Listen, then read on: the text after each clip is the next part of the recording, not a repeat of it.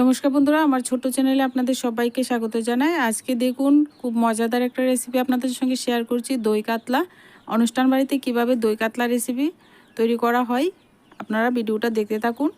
আর আমি কিভাবে দই কাতলাটা তৈরি করছি আপনারা ভিডিওটা পুরোটা দেখবেন। আপনারাও বাড়িতে তৈরি করেন, তো আমি কিভাবে তৈরি করছি ভিডিওটা আপনারা দেখতে থাকুন। প্রথমে আমি এখানে কাতলা মাছের পিসগুলি নিয়ে নিলাম। এখানে সাথে লেজও নিয়েছি, আবার পেটিও নিয়েছি। আপনারা প্রয়োজন অনুসারে যে কোনো মাছের কারি নিতে পারেন। আমি পিঠ সমস্ত মাছ মিলিয়ে নিয়েছি। এখানে পরিমাণ মতো হলুদ গুঁড়ো দিয়ে দিচ্ছি, পরিমাণ মতো একটু লাল লঙ্কার গুঁড়ো দিলাম, আর দিয়ে দিচ্ছি পরিমাণ মতো লবণ। ভালো করে মাছের মধ্যে এবার সমস্ত মাছের মধ্যে ভালো করে মেখে দিচ্ছি। এভাবে সমস্ত মাছের মধ্যে ভালো করে ম্যারিনেট করে একটু সময় রেখে দেব। এই ফাঁকে আমি উনুনটা ধরিয়ে প্যান বসিয়ে দিলাম। এর মধ্যে পরিমাণ মতো সর্ষে তেল দিয়ে দিচ্ছি। তেলটাকে ভালো করে একটু গরম করে নিতে হবে। ভালো করে গরম করে নেওয়া হয়ে গেলে আমি এবার আগে থেকে ম্যারিনেট করা মাছগুলি দিয়ে মাছগুলিকে লাল লাল করে ভেজে নেব। তেল গরম হয়ে গেছে, মাছগুলি দিয়ে দিচ্ছি। যদি চ্যানেলে নতুন বন্ধু হয়ে থাকেন চ্যানেলটিকে সাবস্ক্রাইব করে দিয়ে চ্যানেলের পাশে থাকবেন। এবার এপিঠ উপিঠ সব দিক দিয়েই কিন্তু উলটপালট করে মাছটাকে ভালো করে ভেজে নিচ্ছে। দই কাতলা বানানো কিন্তু খুব সহজ, সবাই পারবেন বানাতে। একবার দেখলেই সবাই করে নিতে পারবেন। আর খেতেও কিন্তু দুর্দান্ত হয় অনুষ্ঠান বাড়ির দই কাতলা। মাছগুলি দেখুন খুব লালচে করে ভেজে নিয়েছি। এবার কিন্তু উঠিয়ে নিচ্ছি। আর মাছ ভাজার তেল অনেকটাই রয়ে গেছে, আমি ওই তেল দিয়েই কিন্তু রান্নাটা করব। আপনারা চাইলে কিন্তু এখানে আরও তেল অ্যাড করতে পারেন। এবারে এখানে দেখুন গোটা গরম মশলা এলাচ নিয়েছি, এলাচগুলি ফাটিয়ে দিলাম। দুটো তেজপাতা দিয়ে দিলাম, একটা শুকনো লঙ্কা দিয়ে দিলাম। লাল লাল করে ভেজে নিচ্ছি। মশলাটা যতক্ষণ না পর্যন্ত সুন্দর গন্ধ বেরোবে একটু ভেজে নিতে হবে।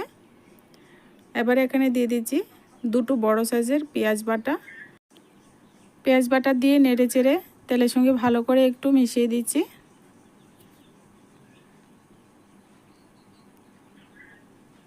এবার এখানে দিয়ে দেব আমি আদা বাটা।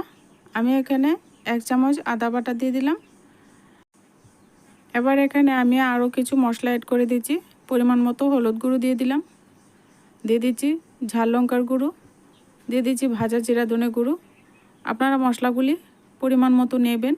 দিয়ে দিচ্ছি একটা টমেটো টুকরো করে রাখা, দিয়ে দিচ্ছি পরিমাণ মতো লবণ। এবার দিয়ে দিচ্ছি অল্প একটু জল। এবার সমস্ত মশলাটাকে ভালো করে কষিয়ে নেওয়ার পালা। তো এবার কিন্তু ধৈর্য সহকারে মশলাটাকে ভালো করে কষিয়ে নেব। এবার টমেটোটাকে দেখুন একটু চেপে চেপে ভালো করে মিশিয়ে নেব যাতে টমেটোটা গলে যায়। আপনারা এখানে টমেটো বাটাও ব্যবহার করতে পারেন। এবার সমস্ত উপকরণ ভালো করে কষিয়ে নিয়ে এখানে আমি দিয়ে দিচ্ছি আগে থেকে কাজু আর চিনেবাদাম কিছুটা বেটে রেখেছি, দিয়ে দিলাম। আপনারা চাইলে এখানে শুধুমাত্র কাজু বাদামটা দিতে পারেন। আমি এখানে কাজু বাদাম আর চিনেবাদাম মিক্সড করে দিয়েছি। আর এখানে দেখুন 1 কাপ দই দিয়ে দিলাম। এবার ভালো করে আস্তে আস্তে নাড়াচাড়া করবেন। আর দইটাকে দেওয়ার আগে ভালো করে একটু চামচ দিয়ে ফেটিয়ে নেবেন, এতে করে দইটা ছানা কেটে যাবে না। এই পর্যায়ে চুলার আঁচটাকে লোতে রাখবেন, নইলে কিন্তু ছানা কেটে যাবে। পরিমাণ মতো চিনি দিয়ে দিচ্ছি। চিনি দিলে এখানে স্বাদের একটা ব্যালেন্স হবে, মিষ্টি হয়ে যাবে না। আমি কয়েকটা কিশমিশ দিয়ে দিচ্ছি, আপনারা কিশমিশ বাটাও দিতে পারেন। এবার সুন্দর করে মশলাটাকে কিন্তু কষিয়ে নেব।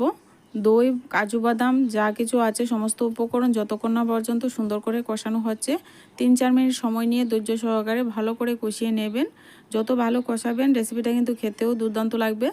তো এভাবে কিন্তু ভালো করে কষিয়ে নেব নাড়াচাড়া করতে করতে। একটা সময় দেখবেন তেলটা উপরে ভেসে গেছে আর মশলাটা খুব সুন্দর কষানো হয়ে গেছে দেখুন। এবার এখানে পরিমাণ মতো আমি জল দিয়ে দেব। আর গ্রেভিটা কিন্তু এত বেশি পরিমাণে দিতে হবে না, একটু মাখু মাখু থাকবে। এই পরিমাণে কিন্তু জলটাও এই পরিমাণে দিতে হবে যেন মাখু মাখু হয়ে থাকে। প্রথমে আমি এখানে 1 গ্লাসের মতো জল দেব।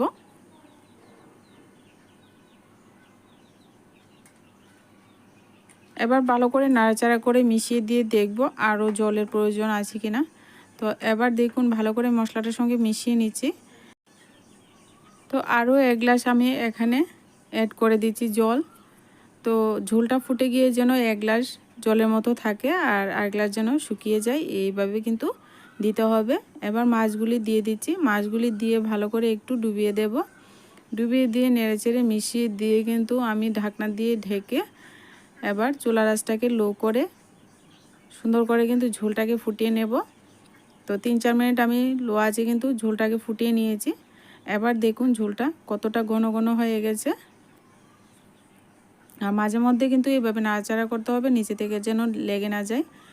আর এখানে দেখুন আমি দিয়ে দিচ্ছি গরম মশলা গুঁড়ো আর দিয়ে দিচ্ছি 1 চামচ ঘি। এবার সমস্ত উপকরণ ভালো করে আবারও নেড়েচেড়ে মিশিয়ে দিচ্ছি।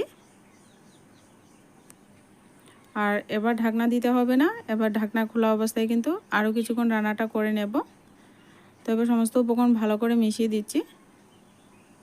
রেসিপিটা যদি ভালো লাগে বন্ধুরা ভিডিওতে লাইক করতে ভুলবেন না, আর চ্যানেলটিকে বন্ধুরা সাবস্ক্রাইব করে চ্যানেলের পাশে থাকা বেল আইকনটি বাজিয়ে দেবেন।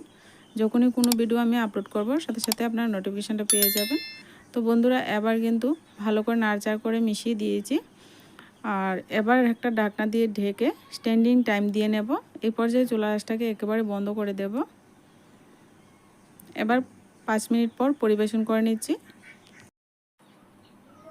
বন্ধুরা এবার নামিয়ে নিয়েছি আর দেখুন ঝোলটা কতটা সুন্দর হয়েছে আর কাতলা মাছের গ্রেভিটা কতটা সুন্দর হয়েছে। দই কাতলা রেসিপিটা ভালো লাগলে অবশ্যই বন্ধুরা ভিডিওতে লাইক করতে ভুলবেন না, আর চ্যানেলটিকে সাবস্ক্রাইব করে পরবর্তী ভিডিও নোটিফিকেশান পাওয়ার জন্য সাবস্ক্রাইব পাশে থাকা বেল আইকনটি বাজিয়ে দেবেন। আজকের ভিডিওটা এই পর্যন্তই, দেখা হচ্ছে নেক্সট ভিডিওতে।